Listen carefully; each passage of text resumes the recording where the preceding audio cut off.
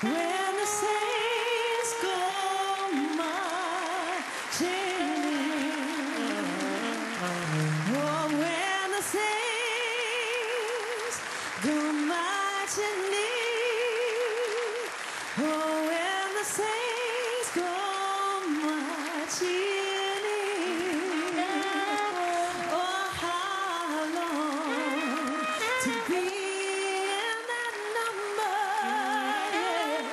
When the saints go marching in.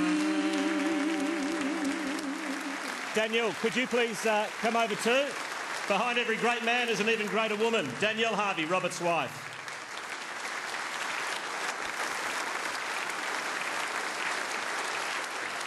Well, you sort of had an inkling that something was going on. You didn't know about the last bit, did you?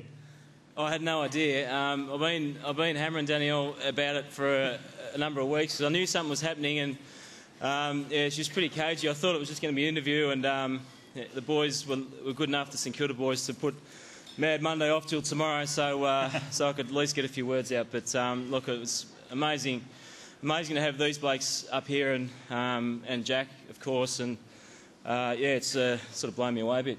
Do you realise with the 3 votes you got a couple of rounds ago, you've played 21 seasons of football and you've got votes in the Brownlow in 20 years out of the 21. That's some sort of record. Yeah, it's something I've obviously come to a lot of nights, but yeah, I've been lucky to get a lot of votes, and yeah, I don't know, it's midfield, it's all that, but yeah, it's been lucky. You started as a 16-year-old. Danielle, when did Robert come into your life? Can you tell us about the first meeting? It was about 14 years ago, and he used to, back then, go to the gym after training just to get a little bit extra in, and that's where I met him alongside me on the treadmill. Was he a shy, retiring type in the gym, or did he go after you aggressively? That's his trick, to be shy and retiring, but he's not so shy when you get to know him. Did you know much about footy before you met Rob? What was the first thing you learned about football when you were living with an AFL footballer or an AFL star? Look, to be honest, he doesn't bring a lot of football home with him, so not a lot. I've grown up in Melbourne, so I'm quite aware of football, but just mainly how much work goes into it and how much preparation's involved. An enormous part of your life is over, Rob, as the playing part. Saturday night, what did you say to the players when you were in the room after the game? It was unexpected. Obviously, I just had the game on my mind going into the game, and you know, it was a very difficult situation, of course, and a lot of emotions go through your head. And even the game itself, like you're sort of in your you're in your last game of footy, and when the game's sort of gone, like it was in the second half, I suppose I started focusing a fair bit on that. But yeah, I don't know. I was just trying to thank as many people as I could. There was a lot of people in the room, and you know, it was a fantastic way to go out. Not that we lost, but the last 12 months for me has been fantastic, and I've appreciated everything that the St Kilda Footy Club and everyone connected with it's done for me. Danielle, how do you think he'll cope not playing the game at the highest level? I don't know, I think Ross might have to have lockout for Rob when pre-season goes back. He'll probably try and sneak in and go for a few runs, knowing him, but I think he'll be fine. We're really excited about the future, and I think we're both in our late 30s. It's probably time for us to go to the next chapter. Just spring chickens.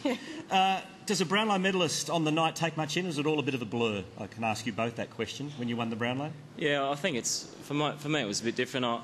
The Geelong boys and the Hawthorn boys are playing this week, and I was lucky enough in '97 to be still playing, so there's bigger things on your mind.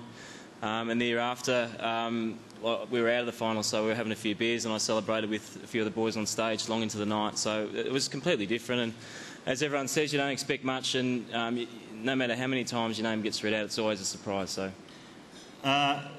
women's perspective of Brownlow night. How do you like Brownlow night? And the good thing is you're invited back every year. I've enjoyed a couple of them in particular. Look, Brownlow night's fine. It's a little bit more glamorous than it was when I first started coming, but it's always good to get dressed up and come out with the other teammates and have a good time. We saw all your friends over there, and Jack Barker, who's made a huge effort to get here, because I know he wasn't feeling too well, Jack. What does the Barker name mean to St Kilda? Look, I know people connected with St Kilda know what it means, but you know, Jack's been connected with the club for a long time. As a 16-year-old kid, sort of doing year 11 and turning up at St Kilda. Trevor Barker was one of the first guys that had an impact on me, and he's taught me a couple of really good lessons early on, which stuck with me. And obviously, you know, once he passed away, Jack kept coming to the club, and you know, it was a great connection with the Barker name. And obviously, all St Kilda supporters know what Trevor Barker meant to the club, and his legacy lives on, you know, as it should. Do you think Robert will stay in football, AFL level, in a coaching role, and are you happy with that? I'm pretty happy for him to do whatever he likes. It's hard for me to imagine him in a life that didn't involve sport, or at least football in some capacities. He would have been quite the football tragic and he played, so he loves it. And so I can't imagine him being away for it for too long. And one last question. Michael Voss touched on it in his magnificent speech. An 18-year-old comes, he's just been drafted, he knocks on your door and says, give me a tip.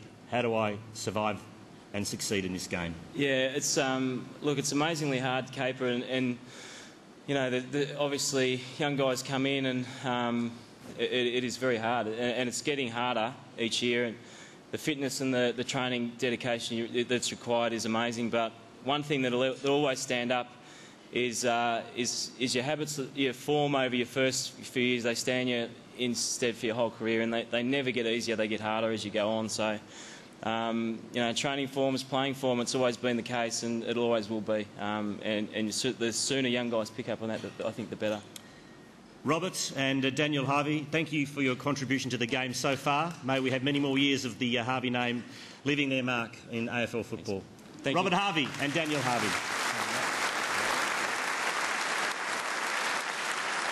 And thank you to all Robert's friends who took part in that tribute. A break. The Brownlow Medal count will continue next here at Crown.